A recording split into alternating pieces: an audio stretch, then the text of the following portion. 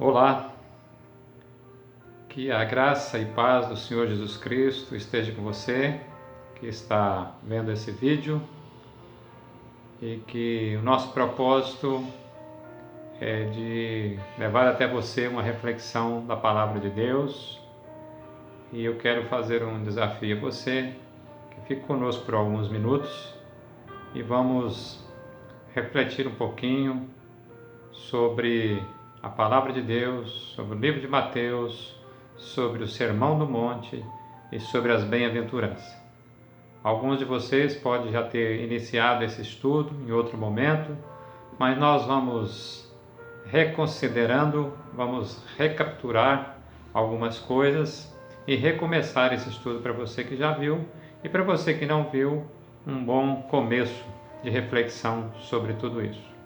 Nesta reflexão de hoje, nós vamos dar uma breve introdução sobre o assunto e no próximo estudo, Deus assim nos permitindo, estaremos falando mais sobre o assunto. Eu gostaria que você pegasse sua Bíblia e sempre que possível acompanhar conosco a leitura dos textos bíblicos que nós vamos utilizar nesta reflexão. E que Deus, na pessoa do seu Espírito Santo, possa lhe ajudar a entender a palavra de Deus e aplicar na sua vida. Mateus capítulo 5, ele diz assim, vendo Jesus as multidões, subiu ao monte e como se assentasse, aproximaram-se dele os seus discípulos e ele passou a ensiná-los, dizendo. A partir daí, nesse Sermão do Monte, ele começa a falar das bem-aventuranças. Mas antes de mais nada, esse livro de Mateus, eu gostaria de trazer a você. Mateus é o primeiro livro do Novo Testamento que foi escrito pelo evangelista Mateus, conforme traz o seu próprio nome. E o público-alvo desse evangelho de Mateus eram os próprios hebreus.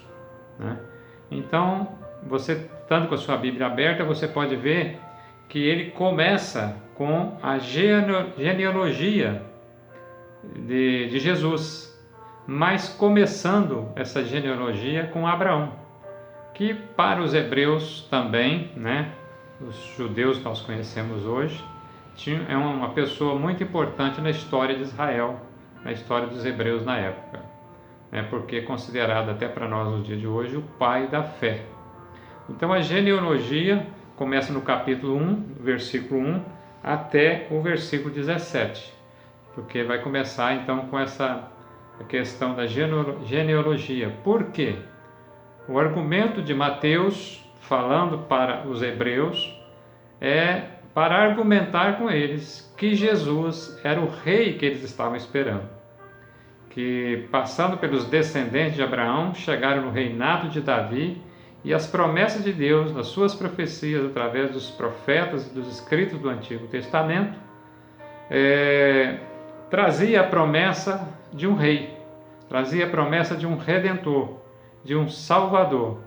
E Mateus, ao escrever esse livro, toda a sua argumentação era para demonstrar a eles que Jesus era esse rei. Então ele começou a mostrando a genealogia humana deste rei a partir de Abraão.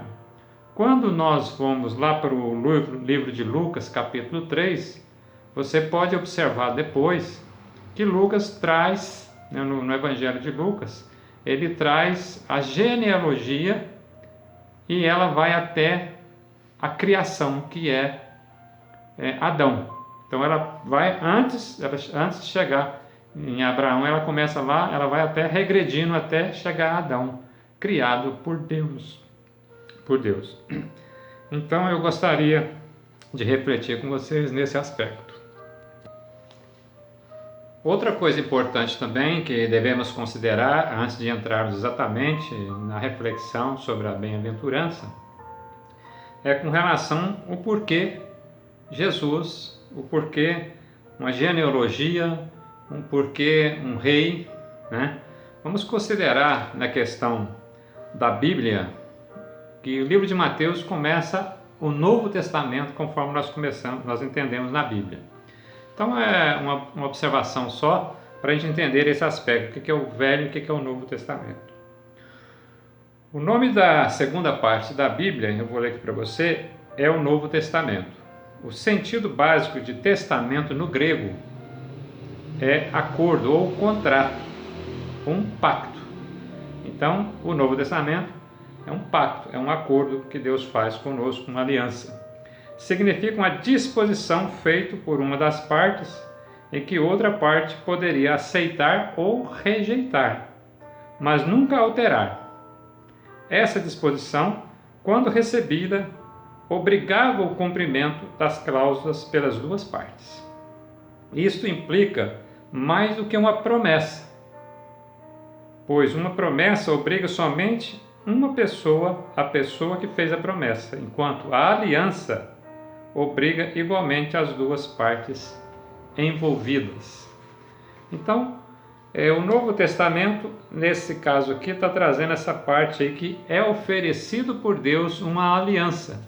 Ele fez uma promessa de que viria e enviaria um Salvador, enviaria o Salvador, e Jesus chegou com no cumprimento dessa promessa. Toda a Bíblia, o Velho Testamento, Novo Testamento, ela sempre estava mostrando ao homem, no seu relacionamento com Deus, ela sempre esteve presente, tanto no Testamento, no Velho Testamento, quanto no Antigo Testamento. Cristo está sempre presente, ou apontando para a obra de Cristo, e agora o Novo Testamento apontando para a realização e execução e confirmação do reino de Cristo que está sendo estabelecido nesse começo do Evangelho. Então, a figura central da história da humanidade é a pessoa de Jesus Cristo, registrada na Bíblia ou não. Mas tanto o Antigo Testamento como o Novo Testamento, o personagem principal deles é a pessoa de Cristo. A participação da história, Jesus, como a própria vida, deu ao homem a oportunidade de ser salvo da condenação eterna. Então, a teologia cristocêntrica da Bíblia, de Gênesis a Apocalipse, é uma realidade. Quando você vai lendo a Bíblia, estudando ela com cuidado, com atenção, você vai perceber que Cristo se faz presente ou nas promessas da antiga aliança, através dos patriarcas, dos profetas, de sacerdotes, e principalmente através das promessas que Deus fez através dos profetas para nós, e registradas lá no Velho Testamento.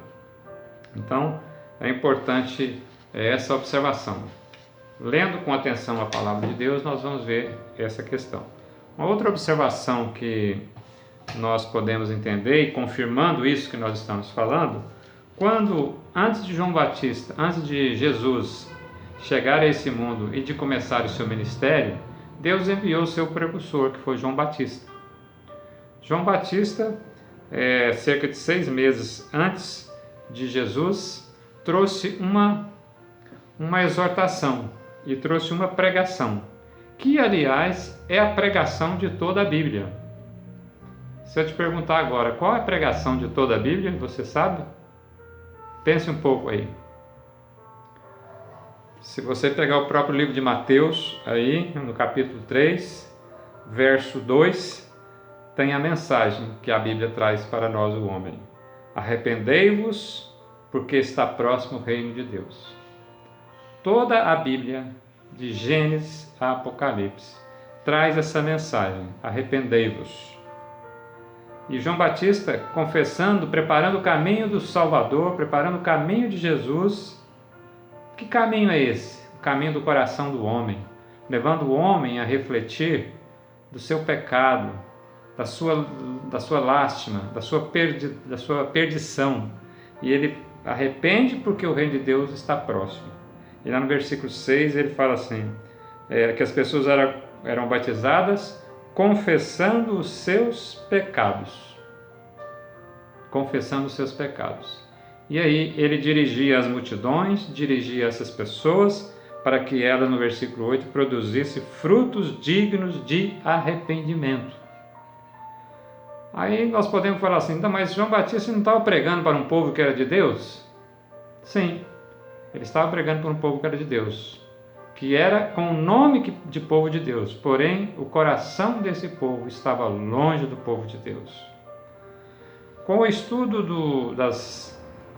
dessa reflexão que estaremos propondo e fazendo com você, amigo, com você, irmão, com você que é da família, nós vamos ver o que Deus quer para os súditos do seu reino. E talvez hoje não seja diferente do que João Batista, do que Jesus encontrou no seu tempo. Hoje talvez não seja diferente disso. As pessoas que acham que são do reino, às vezes não são do reino. Às vezes estão participando das coisas sociais do reino, mas não estão no reino. Então as bem-aventuranças vai trazer essa reflexão para nós, se estamos ou não no reino de Deus. E a partir daí, então, anunciando que esse reino é chegado.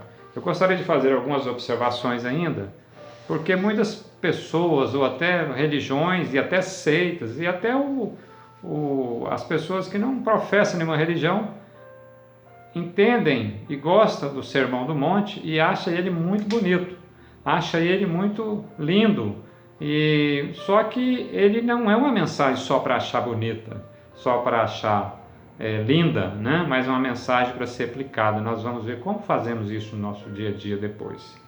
Mas algumas observações sobre o Sermão do Monte eu gostaria de fazer para a sua reflexão, para quando nós formos estudar o texto um a um, você entender esse contexto. A primeira coisa é que quando estudamos o Sermão do Monte, nós vemos que praticamente é impossível de nós fazer e cumprir todas aquelas bem-aventuranças que nós vemos lá no capítulo 5 de Mateus. Vai falar da humildade, bem-aventurados os humildes, os que choram, os que têm fome e sede de justiça, os misericordiosos, né, os limpos de coração, os pacificadores, os perseguidos. Nós vamos ver que realmente não é fácil de nós vivermos isso no dia a dia. Mas nós temos que entender que realmente essa é uma palavra que nós não conseguimos viver sozinhos. É por isso que Jesus veio. Ele veio para dar-nos consciência do nosso pecado, para dar-nos consciência da nossa incapacidade de obter o reino de Deus por nossos esforços, por nossas próprias forças. Então, ele vai nos mostrar que a atitude que nós vamos ter tendo uma vez recebido essa graça do reino de Deus, que veio oferecido a nós. Então, nós temos que entender nessa questão das bem-aventuranças também, que algumas observações que nós não damos conta de observá-las sozinhos. Nós precisamos da ajuda de Deus. Nós precisamos da dependência do Espírito Santo de Deus para nos fortalecer no entendimento delas, para nos fortalecer na sua essência, no espírito dessa palavra, para que possamos viver o reino de Deus conforme ele foi anunciado. E também, com relação à Bíblia, né, nós temos que encarar a palavra de Deus, a Bíblia, esse livro sagrado, né, e muitas vezes esse livro sagrado, alguns hoje tem capas coloridas, capa preta, capa rosa, aqui tem alguns aqui para você ver, vários, né? Mas assim, não interessa que cor que é a capa do livro, interessa o conteúdo do livro. Nós precisamos entender que é através desse livro, através desse conteúdo desse livro, que nós vamos conseguir dirigir a nossa vida segundo a vontade de Deus, porque Deus fala a nós hoje através desse livro, da Bíblia, tanto o Velho Testamento quanto o Novo, porque o Velho Testamento ele mostrava para Cristo, o Novo Testamento ele mostra o Cristo e a sua obra depois da sua ascensão ao céu. Então, eu gostaria de chamar você essa atenção. Às vezes tem outras pessoas e outras denominações com interpretações às vezes errôneas, porque pega esses textos das bem-aventuranças ou até os outros textos do Sermão do Monte e aplica isoladamente, fora do contexto do conteúdo total da Bíblia. E isso leva a interpretações e atitudes erradas para com Deus. Então, alguns entendem o Sermão do Monte e principalmente as bem-aventuranças como a parte de um evangelho social, em que se nós vivermos socialmente aquelas questões que trazem no Sermão do Monte, principalmente nas bem-aventuranças, a sociedade estaria pronta para receber a salvação de Deus. Essa é uma interpretação equivocada. Aí você vai me perguntar, mas então para que é essa palavra? Para que ela é?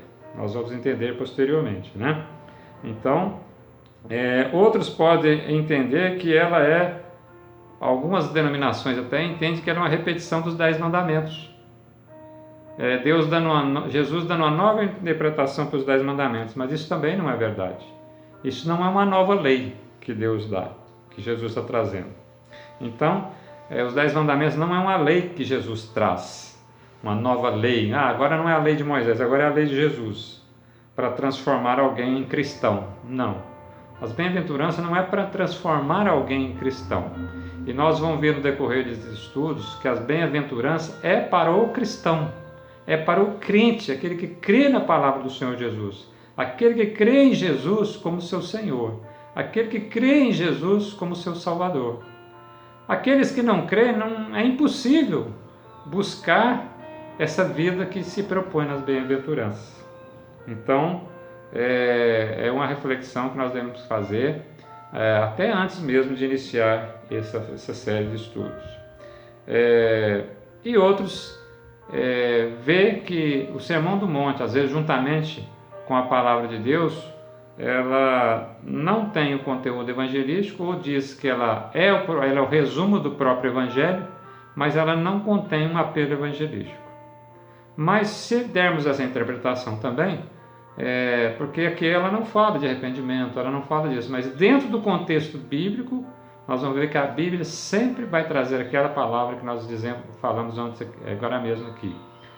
Arrependei-vos para que sejam perdoados os vossos pecados. E perdoados os nossos pecados em Cristo Jesus, Ele nos dá o reino eterno. Então é diferente. Então nós vamos ver aqui que quando Jesus começou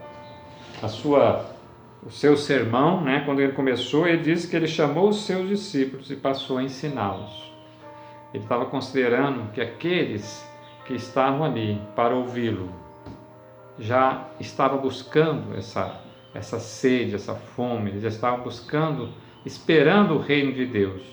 E Jesus agora veio falar assim: o reino é de vocês, mas o reino, ele tem os seus estatutos, os seus princípios. O reino de Deus tem os seus estatutos, os seus princípios. Então, e outros entendem também que essa bem-aventurança vai acontecer no futuro longínquo, né? Vai só para o futuro. Outros acham que vai ser num período chamado milênio, dispensacionalista que se faz. Mas quando nós lemos a própria anunciação de Jesus por João Batista, ele diz assim, eis que vos é chegado o reino de Deus. Eu vim preparar o reino de Deus, eu vim preparar o caminho do Senhor. E quando Jesus esteve entre nós, anunciando essa palavra maravilhosa, e todo o evangelho, todos os evangelhos que foram registrados para nos chegar até nós hoje, é que o reino de Deus é chegado. Então, a partir da chegada de Jesus, entre nós estamos vivendo o reino de Deus aqui neste mundo. Então, o reino de Deus já é chegado, o reino de Deus já está disponível, ele já está sendo vivido pelos súditos do Rei Jesus. É lógico que essa vivência, ela não é plenamente como prometida aos servos desse súdito, que será na sua plenitude que Deus está preparando para nós. Mas ele veio anunciar esse reino, é uma figura, mais ou menos uma figura de caminhada, como os hebreus quando eles saíram do deserto, quando eles saíram da escravidão do Egito. Eles fizeram um caminho e Deus os sustentando na sua jornada dia e noite, inclusive protegendo-os do sol, protegendo-os do frio da noite, e eles caminharam ali por 40 anos para depois entrar na terra que Deus prometeu. Hoje nós estamos numa caminhada similar, não buscando um lugar geográfico, não uma terra nesse mundo, mas uma terra celestial, uma Jerusalém celestial, que Jesus prometeu aos seus. E cada um dos súditos desse rei está espalhado no mundo todo, mas vivendo e sendo sustentado por esse rei, por esse súdito, pelo nosso rei, com os seus súditos que somos nós, pelo nosso rei Jesus. Então ele veio nas bem-aventuranças, nós vamos ver com mais detalhes, com mais vagar, nas nossas próximas reflexões, é que essas bem-aventuranças oferecidas, né? Jesus não veio oferecer a bem-aventurança, uma felicidade humana, senão ele teria dito, né, nas suas palavras aqui, seriam felizes os humildes, seriam felizes os que choram. Não, ele disse que era bem-aventurado, porque essa bem-aventurança que Jesus veio trazer para nós, ela é mais do que felicidade entendida por nós, humanamente falando, com coisas, com objetos ou com conquistas pessoais. Essas bem-aventuranças, então, ela é uma felicidade que tem origem celestial. É um tesouro que nós recebemos de Deus, tesouro celestial. E esse tesouro, conforme eu saudei você no início dessa palavra, graça e paz. Sem direito a nada, Deus nos ofereceu aquela aliança que eu falei. Falou, olha, eu vou pagar na cruz o preço do seu pecado. E eu te ofereço gratuitamente essa remissão dos pecados, sem você pagar nada por isso, para você ser meu súdito, porque senão você nunca seria meu servo. Aqui em determinado ponto da palavra de Deus, ele nem fala assim, eu não vou chamar vocês servos, eu vou chamar vocês de amigos, porque eu estou revelando a vocês tudo que o Pai Celestial trouxe para mim. Que Deus é esse, né, meus irmãos, né, meus amigos? Um Deus maravilhoso. Então, nessas bem-aventuranças, ele veio estabelecer, ele veio mostrar o que ele esperava daqueles que aceitaram essa oferta da aliança, cujo preço principal ele pagou por nós na cruz. E antes de pagar esse preço na cruz, ele falou assim, eu vou ensinar tudo que está no coração do Pai para vocês. Todos os tesouros celestiais eu vou revelar a vocês. E vou levá-los e caminhá-los para a terra celestial, para onde estão os tesouros celestiais. E lá em Apocalipse e no restante das Escrituras, ele vai falar que nós estamos indo para uma nova terra, um novo céu, onde não há mais pecado, onde não há mais morte, nem choro, nem lágrima. Então, eu desafio você a junto comigo, nesses próximos estudos, pela graça de Deus, refletirmos assim, como nós estamos vivendo essa caminhada, como nós estamos vivendo essa jornada, nessas bem-aventuranças que ele propõe para os seus súditos, para aqueles que falam assim, eu aceito, eu quero caminhar com Deus, eu quero caminhar com Cristo. Então, ela se difere dessa felicidade do mundo, porque ela vai adentrar os portais celestiais. E quem tem essa riqueza, não tem circunstância que o leve a ter tristezas que não se acabe, a ter tristeza que as coisas momentâneas traz para nós, porque nós já temos uma alegria que não acaba nunca, que é a alegria celestial, que é essas bem-aventuranças. Então, às vezes, as alegrias que nós temos nos dias de hoje, muitas vezes, elas são oriundas de tristeza de outras pessoas. Às vezes né? Você conquista uma coisa porque o outro perdeu. Você ganha um emprego porque o outro perdeu. E assim, às vezes muitas felicidades, muitos ganhos humanos em detrimento da perda do outro. Mas a alegria celestial, a bem-aventurança celestial, Deus tem para todos e a tem em abundância. Esse é o desafio de viver as bem-aventuranças, de aceitar viver junto a Jesus, o seu reino, e olhar esses estatutos do reino como eles são.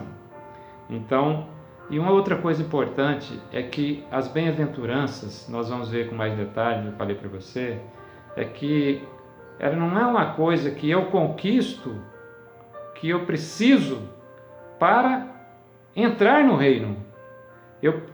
Jesus propõe essas bem-aventuranças para os que já estão no reino.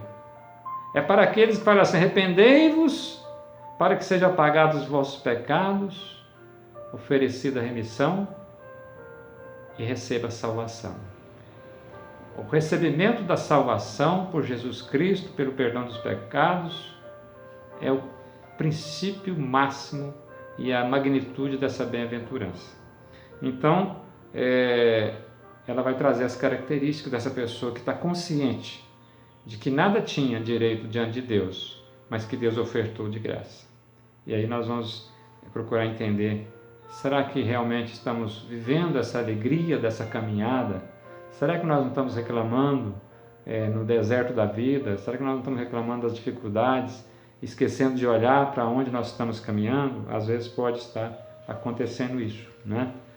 Isso pode estar acontecendo. Então nós vamos refletir para que nós não possamos ser rebeldes, para que nós não possamos ser ingratos, né, nessa caminhada para com Deus que tem nos sustentado, suprido-nos com todas as bênçãos espirituais e muitas vezes com as bênçãos materiais do nosso percurso. Tudo aquilo que nós precisarmos no nosso percurso, usufruindo dessa bênção celestial, Deus vai nos propor. Lá no deserto, na caminhada para a terra prometida, Deus supriu aquele povo de comida, de vestes, de água, de todas as coisas desse mundo. E a palavra de Jesus, em outros textos, diz exatamente isso. Se nós procurarmos o reino de Deus em primeiro lugar, essas demais coisas Ele vai nos acrescentar. Ele vai nos acrescentar. Ele sabe que nós precisamos delas. Então, só finalizando essa parte, é que então essas bem-aventuranças, elas não têm nada a ver com o que eu já tenho. Então ninguém nasce já na frente nessas bem-aventuranças, porque alguém pode falar assim: eu sou humilde, fulano não é.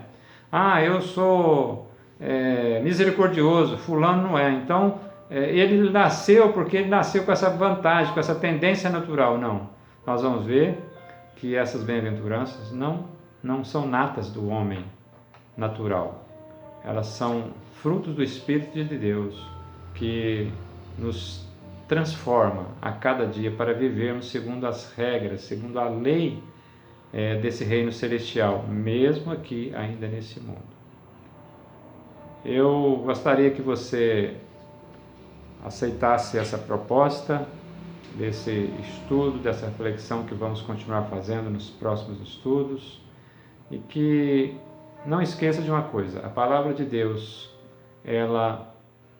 toda ela fala de Cristo.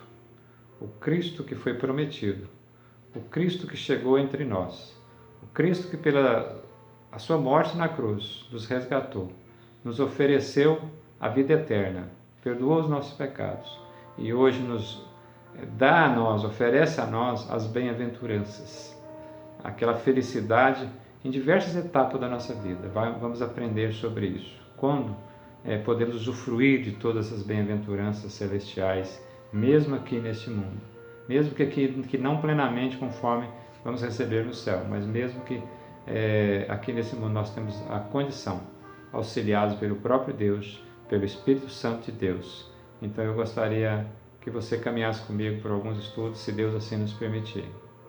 E eu quero orar com você, para que você tenha força de persistir nesse caminho de Deus e acompanhar essa nossa série de estudos, e que Deus assim abençoe. Senhor Deus, abençoe essa pessoa que teve a paciência de ouvir esse vídeo, teve a paciência, ó Pai, de aceitar essa caminhada, de estudar a Tua Palavra, e que ela possa ser orientada pelo Teu Espírito Santo, com o desejo de buscar as coisas celestiais também, porque sabemos que o Senhor tem inúmeras bênçãos para cada criatura sua, para cada um daqueles que aceita a frequentar a Sua Palavra e receber dela, ó Pai, as orientações para o viver diário e para a vida eterna. Abençoe cada um na sua casa, no seu lar, nesse momento difícil que estamos passando no nosso país, na nossa cidade. Abençoe com a Sua graça e com a Sua misericórdia. Nós oramos a Ti por essa família, por essa pessoa, por esse jovem, por esse adulto. em nome de Jesus. Amém. Que o Senhor Jesus Cristo abençoe ricamente, então, a sua casa, o seu lar, a sua vida, as suas obrigações diárias desse período, dessa semana, e até o nosso próximo encontro, se assim Deus nos permitir. Graça e paz para você. Amém.